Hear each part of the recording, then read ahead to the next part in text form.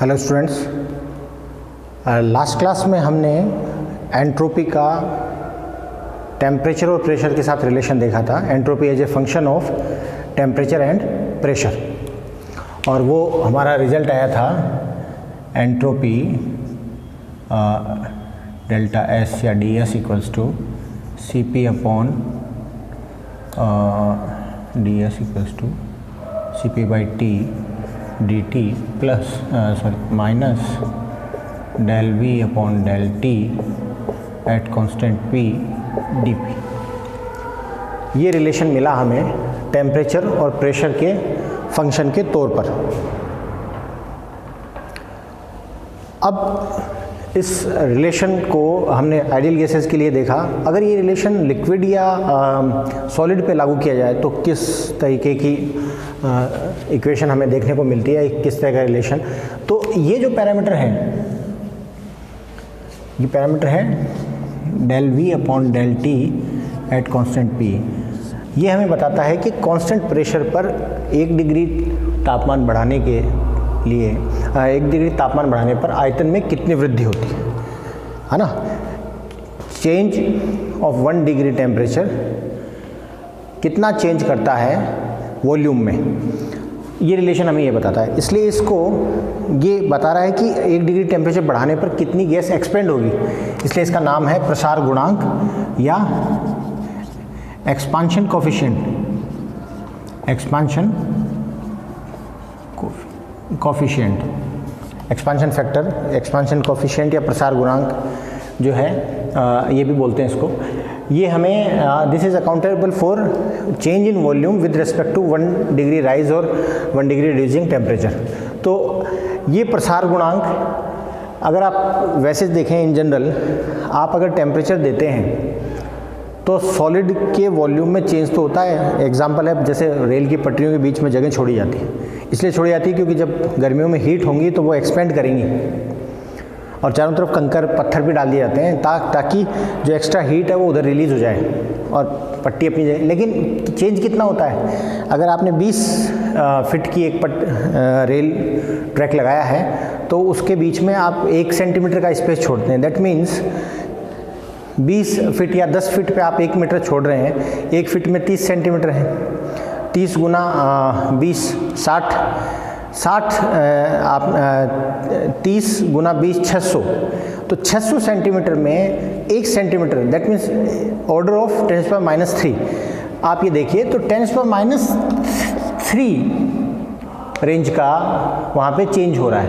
तो आप 1 degree, normally हम ये माने कि 1 डिग्री टेम्परेचर या 2 डिग्री टेम्परेचर जब आप बढ़ा रहे हैं, मतलब यूनिट्स में आप जब टेम्परेचर इंप्रूव कर रहे हैं, तो वॉल्यूम में चेंज किस ऑर्डर का हो रहा है, 10⁻³ ऑर्डर का हो रहा है। और ये सामान्य लिक्विड और गैस, लिक्विड और सॉलिड्स के लिए तो वास्तविक, ये तो रफ कैलकुलेशन है, वास्तव में सॉलिड्स के लिए 10⁻⁴ और लिक्विड्स के लिए 10⁻³ ऑर्डर का चेंज होता है। इसको यूँ समझें कि 1 डिग्री टेम्परेचर आप बढ़ाओगे तो वॉल्यूम में चेंज कितना होगा, 10⁻³ मान लें आप, ठीक है। तो इसको मेंटेन करने के लिए हम ये कहें कि इस प्रेशर के साथ एंट्रोपी का चेंज, सिग्निफिकेंट चेंज, मान लो 1 जूल चेंज भी आपको चाहिए, वो कब आएगा, जब आप प्रेशर को कितना बढ़ाओगे, 10⁻³ मतलब 1 एटमॉस्फेरिक प्रेशर से 1000 एटमॉस्फेरिक प्रेशर जब होगा तो 1 डिग्री चेंज के रेस्पेक्ट में जो आपकी एंट्रोपी चेंज होगी वो कितना होगी, 1 जूल। तो 1000 टाइम प्रेशर अप्लाई करने पर आपको 1 जूल एंट्रोपी का चेंज देखने को मिलेगा। इसलिए, और ये ऐसा क्यों है, ये ऐसा इस वजह से है कि एक्सपांशन कोफिशिएंट या प्रसार गुणांक जो द्रवों और ठोसों का है, लिक्विड और सॉलिड्स का है, वो बहुत क्या होता है, कम होता है। और due to this less effect on volume, ये फैक्टर क्या हो जाता है, बहुत छोटा हो जाता है। तो इस फैक्टर को सिग्निफिकेंट बनाने के लिए आपको क्या करना पड़ेगा, इसको बहुत अधिक राइज करना पड़ेगा, और बहुत अधिक राइज करने पर भी आपको बहुत बड़ा एंट्रोपी चेंज देखने को नहीं मिलता। इसका मीनिंग क्या है, इसका मीनिंग ये है कि फॉर सॉलिड्स एंड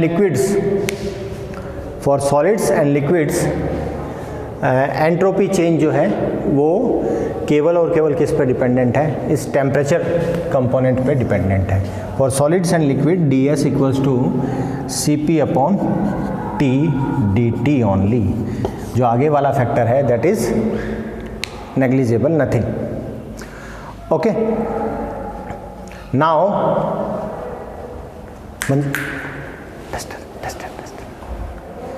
नाउ आप देखें कि जो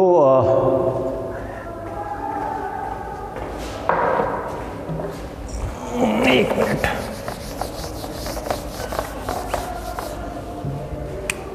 जो बेसिक डेफिनेशन है एंट्रोपी की that is D Q reversible upon T. और अगर ये कांस्टेंट वॉल्यूम पे हो रही है तो आप लिख सकते हैं D S equals to D Q reversible at constant V upon T. और कांस्टेंट वॉल्यूम पे मैं यहाँ लिख सकता हूँ C V D T upon T. क्यों? क्योंकि D Q upon D T बराबर होता है C V at constant volume, तो डी क्यू वी हो गया सी वी डी टी, तो C V D T upon T. कब है ये? Eight constant volume. सो अगर मैं डी टी इधर ले आऊँ तो del S upon del V, sorry del S upon del T at constant V equals to C V upon T. Similarly at constant pressure D S equals to D Q reversible, और pressure क्या है? Constant upon T. Similarly यहाँ भी क्या होता है? That is equals to C P, तो यहाँ से मैं लिख सकता हूँ C P D T upon T D S, और मैं लिख सकता हूँ डेल एस, और ये टी इधर ले आए तो del T at constant P equals to C P upon T. So for solids and liquids, change in entropy is nothing but the ratio of heat capacity divided by temperature, the ratio of heat capacity and temperature. अगर आप constant volume पे कर रहे हैं तो ratio of heat capacity at constant volume divided by temperature is nothing but the change in entropy with respect to temperature, because of on pressure और volume there is no any significant change found, so this factor will be neglected। तो बचा ये, और ये आप इधर लेके जाएं तो आपको ये मिलता है टेम्परेचर के रेस्पेक्ट में जो एंट्रोपी का चेंज है वो क्या है? That is nothing but the ratio of heat capacities and temperature. So for solid and liquid this is the scenario, and for gases we have seen कि गैसेज के लिए यहाँ इक्वेशन जो है वो क्या आती है आइडियल गैस के लिए। उस आइडियल गैस की इक्वेशन हमने देखी भी है, और उस आइडियल गैस की इक्वेशन को मैं फर्स्ट लॉ ऑफ थर्मोडायनामिक्स से भी डेराइव कर सकता हूँ फॉर एंट्रोपी। कैसे? फर्स्ट लॉ ऑफ थर्मोडायनामिक्स क्या कहता है? अगर कोई रिवर्सिबल प्रोसेस है तो वो रिवर्सिबली हीट लेगा, that is D E plus P D V. This is first law of thermodynamics. At constant volume P D V equals to 0, volume constant है। So D Q reversible at constant volume equals to D E, और ये क्या है? ये अभी हमने देखा है सी वी डी टी, तो मैं लिख सकता हूँ C V D T equals to D E. तो डी के जगह मैं क्या लिख दूँ? सी वी डी टी, तो मैं लिख सकता हूँ C V D T plus P D V equals to D Q reversible, और मल्टीप्लाई विथ 1/t और divide by t this equation, you can get D Q reversible upon t C V upon t D T plus p by t D V. Okay, and this is ds cv upon t dt plus PV equals to RT if 1 mole is there, तो PV equals to RT होता है, तो P upon T क्या होगा, R upon V के बराबर होगा। तो यहाँ से आ गया R upon V dV। Integrate to limits state first से स्टेट सेकंड के बीच अगर इंटीग्रेशन करें तो स्टेट फर्स्ट में हम मान सकते हैं टेम्परेचर T1 था, ये T2 हो गया, वॉल्यूम V1 था, V2 हो गया और एंट्रोपी S1 थी, S2 हो गई। तो आप कह सकते हैं कि S2 minus S1 delta S equals to T1 to T2, ये मानते हुए कि इस टेम्परेचर चेंज में ऊष्माधारिता में कोई बड़ा परिवर्तन नहीं होता, आप कह सकते हैं 1 upon T D T plus R एक कांस्टेंट है, बाहर रहेगा, V1 to V2 1 upon V dV। Now CV ln T2 upon T1 plus R ln V2 upon V1. We have already derived this from entropy as a function of temperature and volume. Ideal gas के लिए हमने पहले भी derive किया। Similarly आपको पता है कि P1 V1 upon T1 equals to R equals to P2 V2 upon T2। PV by T जो होता है वो R के बराबर होता है यहाँ, और एक स्टेट के लिए भी वो R के बराबर होगा, सेकंड स्टेट के लिए तो P1 V1 T1 equals to P2 V2 by T2। तो यहाँ से आप लिख सकते हैं कि V1 upon V2 upon V1 equals to क्या आएगा, V2 अपॉन V1, तो P1 यहाँ पहले से है, P2 नीचे आ जाएगा, T2 ऊपर आ जाएगा और T1 नीचे आ जाएगा, ये फैक्टर रहेगा।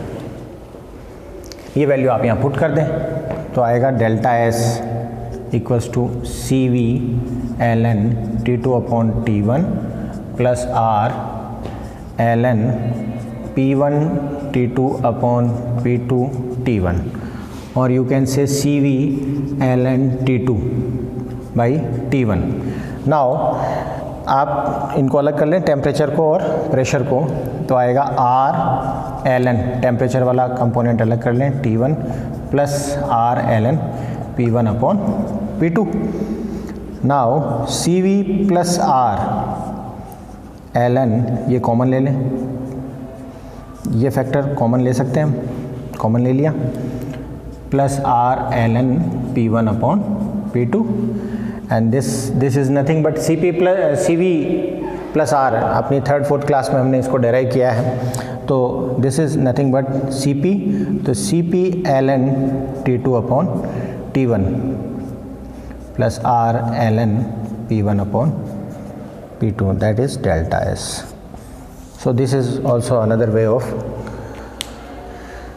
representing equation for entropy with respect to temperature and pressure for ideal gases। Adarsh gas के लिए आप अगर देखना चाहें तो सॉलिड लिक्विड के लिए तो एंट्रोपी ये है, only this part. For gases जो प्रेशर वॉल्यूम वाला पार्ट है, because of for 1 degree change of temperature, 1 degree change of temperature there is significant change in volume in gases, that's why this factor is also important. Second part of these relations are also important. So this is the way how we represent entropy as a function of temperature and volume for ideal gases। ठीक है, तो आदर्श gas में ये भाग important हो जाता है, इसलिए आदर्श गैस में ये वाला कंपोनेंट भी इम्पोर्टेंट है, जबकि सॉलिड और लिक्विड में अगर आप बात कर रहे हैं तो ये कंपोनेंट इतना सिग्निफिकेंट नहीं है। Now this is all about entropy. From next onward classes we will introduce some more thermodynamic terms, कुछ और ऊष्मागतिक जो पद हैं वो अगली क्लास से हम इंट्रोड्यूस करेंगे। तो this is all about entropy and second law of thermodynamics. Thank you.